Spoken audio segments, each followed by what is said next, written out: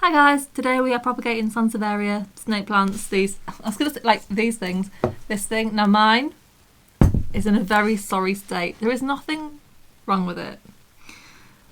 This is cosmetic damage from, so it lives outside in the summer and I didn't acclimatise it and I put it, basically the sun beat down on it all summer. So she's burnt to a crisp. But the new growth, like this is new. There's quite a lot of growth around the side. There's loads of little pups in the bottom, and you can't really see them. They are all really healthy, so she's fine. This is just cosmetic damage.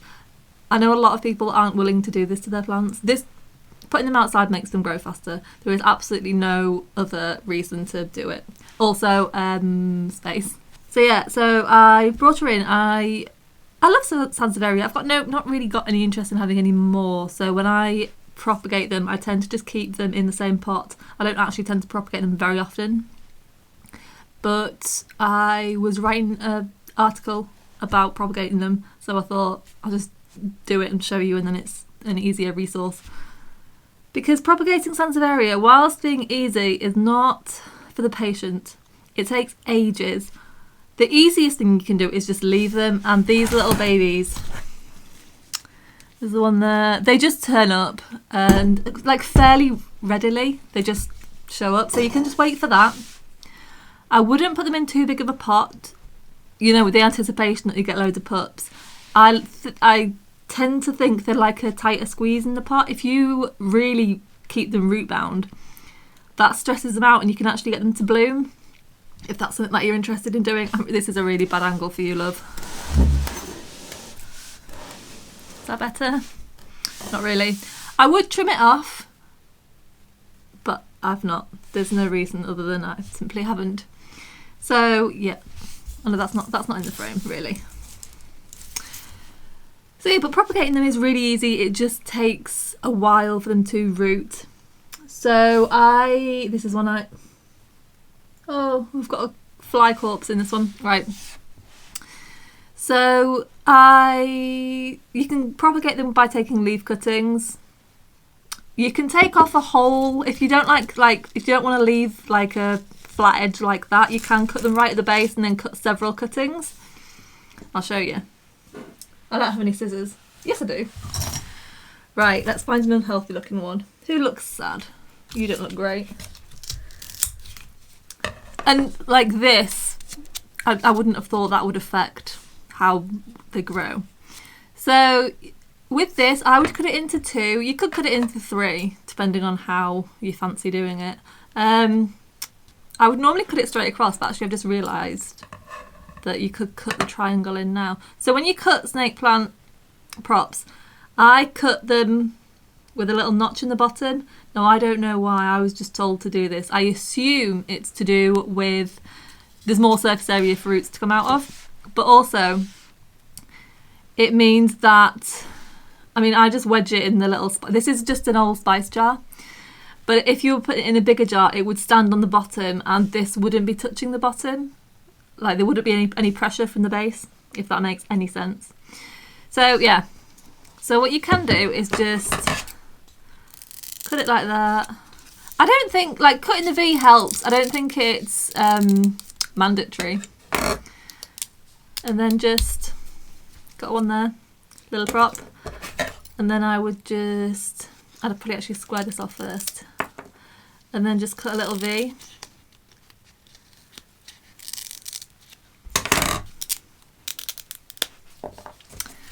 I've got 2 cuttings. Now, if you've got multiple cuttings, you need to remember which is the base and which is the top. Because if you plant it like that, obviously we know because this one's got the V in the bottom. If you plant it like that, it won't grow. Unless you submerged the whole thing, I suppose. I don't know how they know which is the top. I don't know why they care, but they do. So make sure it's in the right way. And then, yeah, you can just put it in water like this. Now, you could leave this, and I have left these for months, and they've been totally fine, and they have rooted. But you can speed up the process by aerating the water. So you can get cheap air pumps from Amazon, I say this every time I mention air pumps, but don't spend a fortune on getting one that says it's quiet. None of them are quiet. They start off quiet and then they get noisy, so just get a cheap one. That can really help aerate the water and speed up the process. Also keeping it not like hot, but warm. Like if you keep it on a sunny windowsill, the water won't get so cold, and then that should encourage it to root faster. There's a lot of disagreement about whether putting propagations in bright light is good for them or bad for them. The general consensus is you're better off in lower light because you don't want them wasting their energy on trying to grow like foliage rather than roots. I like a bright windowsill for these, but bear in mind in the UK, bright here isn't as bright as it might be elsewhere. So you just want bright and direct light, and I think it should be fine. As to how long it takes, so a month is fast. I've had snake plant props that haven't rooted for like 6 months, but once they do root, they tend to grow quite quickly. And the way they root is similar to they are a succulent plant, but that's sort of, they propagate in the same way. They'll grow roots out of the bottom, and then you'll notice tiny little pups will grow, like whole little snake plant babies will grow out of the bottom, and they will feed themselves from this one, and then this leaf will die. So this won't form your new plant. A whole new plant will grow on the bottom in the water, which is fine. That's just how they grow, completely submerged, and they tend to do okay. And then I tend to wait until you can root them in soil once they have roots. You don't have to wait until they have a baby, but I prefer to wait that little bit longer. One thing I didn't mention was when you're cutting your little triangle out of your, this little triangle, what I've done is I've actually rooted them. I've got aerial roots on that one. I've actually just popped them back in here. Where are they? Just there. Cannot see a thing. So the little triangles are just in there. That's just to see if they'll root. You don't need to root them in water. You can root them in soil. I have no luck with rooting in soil because I never keep the top of the soil wet enough. If you want to do soil propagations and you don't want to overwater your snake plant, what I would recommend is just misting the top. So just soak the top of the soil with a spray bowl, and that way the top will stay moist enough for your propagation to root, but it won't affect the roots of the main plant because they're way down here. The water won't make it that far. So that's rooting in these. When it comes to putting them back into soil, they're fairly they're a good one to transition. I'm terrible at when it's propagating. The time it will go wrong is when they're going back into soil. So much so that I've actually stopped doing it. All my propagations go into leca now because if I'm going to lose them, that's when it'll be. But snake plants they're pretty good at that. They because they've got succulent leaves, they store water in the leaves, so the roots are less of an issue, which is why I recommend waiting until you've got pups, so then they've got some water storage capabilities in them. Yeah, the transition's pretty easy for them. If you want to, you can keep snake plants in leca. You can keep them in water. I would imagine you could keep them in water, as long as you kept it aerated enough. And after a while, you would want to raise them up out of the water, because as I said, the pups tend to grow like below the surface. You'd want to bring them up because they will rot, but they grow well in water. Just because a plant tends to want to dry out in soil doesn't mean it won't grow in water. You just have to. It just tends to be a little bit trickier, because if they do fall in a bit, they tend to rot pretty quickly. Whereas things like pothos, if you get the leaves wet every now and again, they're not really that bothered. Whereas these things will be. The other way you can propagate these is, like I said, just wait for the pups, but you can just cut the pups away from the mother plant, which is dividing them. So I'm going to do it. I've never actually done it before, I don't think, but I'm going to do it now. I haven't decided which one. I'm going to look at the roots and see what... I'm hoping there's going to be one like right on the side. This is a really old plant and I've not repotted it in a long time.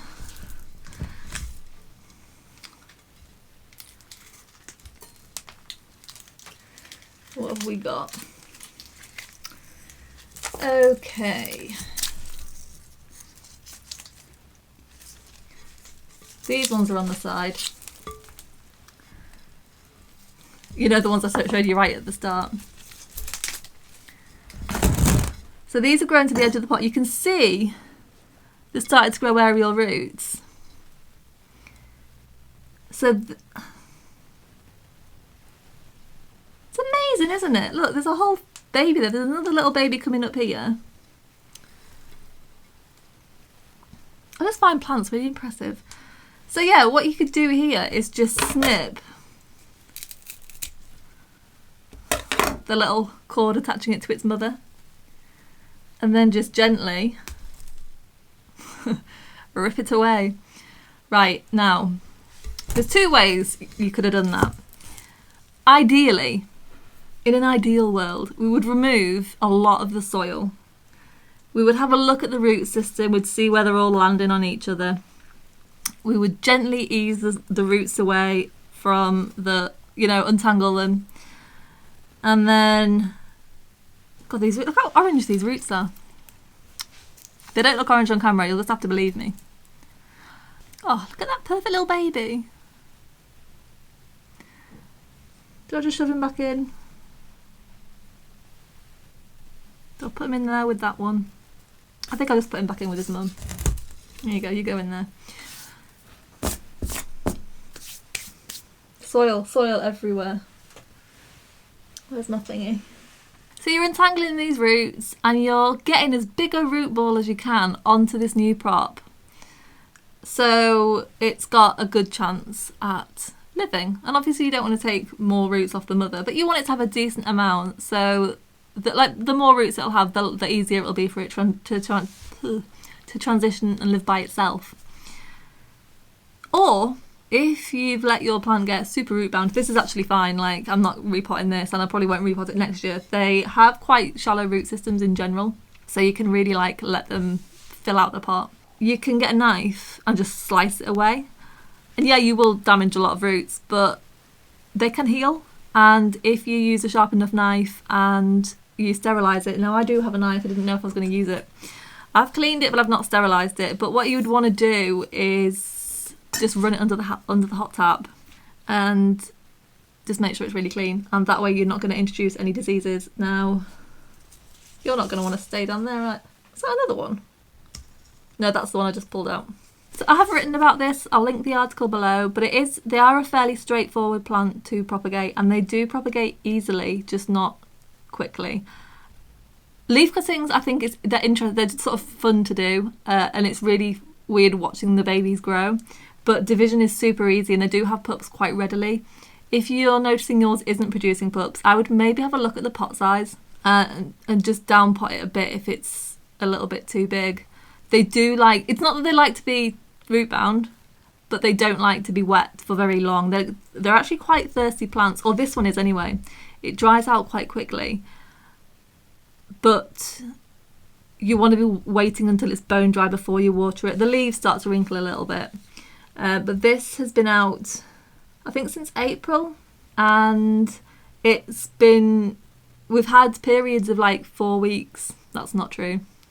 I was going to say a fortnight, but it came out as 4 weeks. We've had periods of like 2 weeks where it's just rained constantly, and it loves it. It grows so much when it rains, and it's because, yeah, it's raining a lot, but because it's outside and it's windy and the elements are out there, it still dries out really quickly. Obviously, it's in a terracotta pot, so the airflow just pushes all the moisture away. So by the time it rains again, yeah, it might have only been like a few hours, but it's dried out again. The reason I think that people struggle keeping them alive is they're not giving them. I want to say they're not giving them enough light, or they're not keeping them in a bright enough environment. But the more light they have, the faster they'll grow, the more they'll use up water. If you keep them in a dark area, not only will they not grow because they can't get the energy, but they're going to end up in moist soil because it's not warm enough, it's not like bright enough for them to use the water. And then that in turn makes them sad because they don't like having wet feet. They do tolerate it quite well because they're succulents, but they don't like it. So if you want big, healthy snake plants, don't just shove it out in the sun one day and leave it, because it will burn. It's interesting though, the leaves, You could actually just cut all this away and the leaves will be fine. They sort of got quite rounded, you cannot see at all. But they've got quite rounded tips. So you could cut all the brown away and be left with fairly healthy looking leaves. Now I'm too lazy to do that, but you could. I'm sorry about the bright light. I really need to work out the settings on that, but I'm not gonna. And if you are worried about bringing your plants back in after summer outside because of bugs, this thing has one massive spider web on it, and I don't know if the spider wants to stay in or wants to go out. You can have the choice. I'll put him next to an open window. You can have a week next to an open window, the spider can make his mind up. But yeah, plants outside are really good at regulating their own bugs because there's predators out there, so I wouldn't worry about that too much. Just give them a quick hose off and yeah, it should be fine. I do love snake plants, but they are sort of badly treated. Like, this hasn't been burnt to a crisp, but you know what I mean, they always get relegated to really crappy lighted rooms. So that is everything I know on propagating Sansevieria. If you have any questions or tips, please leave a comment below. And I will see you next week when I might be uploading a self-watering pot video. Or maybe that was last week. Who knows? I'm filming them both today anyway, I'm very excited. Thank you for watching and I will see you next week. Bye!